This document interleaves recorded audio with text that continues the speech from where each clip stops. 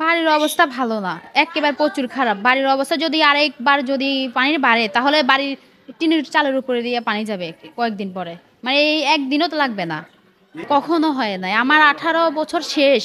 আমি মানে আমার মার যে বয়স ওনারাও এরকম বয়স এরকম বন্যা কখনো দেখে নাই আমার জানা মতে।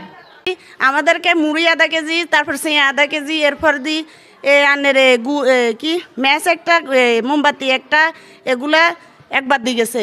এরপরে আপনার কি কয় জানি বিস্কুট এক প্যাকেট দিয়ে গেছে, এটাই। আর 2 বেলা করে আমাদেরকে বিরিয়ানি দিয়ে গেছে, এ শেষ আমাদের খানা।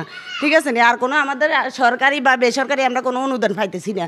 আজকে 2-3 দিন আমরা এভাবে রইতেছি, 4 দিন আসছি, কোনো খানা দানা আমাদেরকে সরকার বা বিনা সরকারি কেউ আমাদেরকে সহযোগিতা করতেছে না। তারা হচ্ছে ছাত্র, হ্যাঁ, এখানের সাবেক ছাত্র, এই কলেজের সাবেক ছাত্র। এই ঘর দুয়ার তো সব চলে গেছে, সব পানিতে ডুবে গেছে, সব তলায় গেছে, কোনো কিছু নেই আমাদের।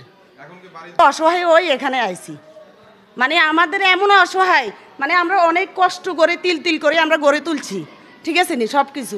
এখন আমাদের এমন অসহায় এমন অবস্থা হয়েছে যে আমাদেরকে যাই এখান থেকে পানি শুকালে যে যাই ঘরে মাথা গুজামু, সেই জায়গাটুকুও নাই, শেষ আমাদের সব কিছু।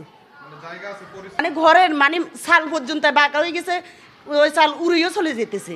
মানে কিছুদিনের ভিতরে যদি একটু হালকা করে বাতাস আসে, ওই বাতাসের সাথে চালটা উড়ে চলে যাবে। তাদের উদ্দেশ্যে বলতে চাই, আমরা সবাই এখন অসহায়, সবাই বিপদে এখানে আসছি। আমাদেরকে যদি সরকারে বা যারা ব্যবসায়ী, যারা ভালো ভালো মানে টাকা পয়সার মালিক, যদি তারা আমাদেরকে যদি একটু সহযোগিতা করে, একটু সহযোগিতার হাত বাড়িয়ে দেয়, তাহলে কোনো মানে আমাদের কষ্ট হইব না। বন্যায় ঠিক আছে আইসে, ওইটা চলে যাবো গই, আবার থাকবো, এটা হচ্ছে অন্য ব্যাপার। কিন্তু আমাদেরকে যদি একটু সহযোগিতা করে তাহলে আমাদের জীবনটা অন্তত রক্ষা পায়। আমাদের ছোটো ছোটো বাচ্চারা আমাদের অসুস্থ হইতেছে, বিরিয়ানি দিছে, বিরিয়ানি এগুলো খাইয়ে অসুস্থ হইতেছে, বুঝছেন? মানে পাতলা পায়খানা, তারপরে হেরা কিন্তু ওষুধ দিতেছে, ওষুধ দিলেও কিন্তু ওষুধে কাজ করতেছে না। এখন আমরা একটা ডাক্তারের কাছে যাইতে পারতেছি না, বুঝছেন? কিন্তু আমাদেরকে ছাত্ররা বলছে যে ওইখানে থাকবো, কিন্তু আজকে আমরা সারাদিন ছাত্র পাই নেই।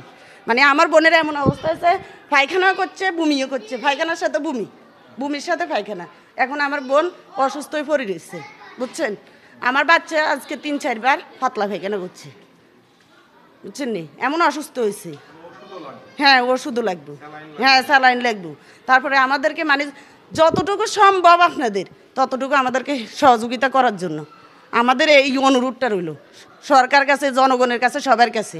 অসুবিধা শুধু এখানে খাওয়ার পানির অসুবিধা। আর এখানে তো নিচে তো মানে কোথাও যাওয়ার মতো সিস্টেম নাই, বাজারেও যাওয়ার মতো সিস্টেম নাই। আর ছাত্ররা, আমাদের কলেজের ছাত্ররা যা পারতেছে সহযোগিতা, খাওয়ার নিয়ে সহযোগিতা করতেছে, যখন মানে যাই পারতেছে আমাদের কাছে সবাইকে মানে সহযোগিতা করতেছে।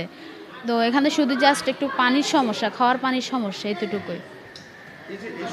আমার বাড়ি ঘরে যে আমার মানে কোমর সমান পানি হয়ে গেছে, খাটের উপর উঠে গেছে পানিগুলা।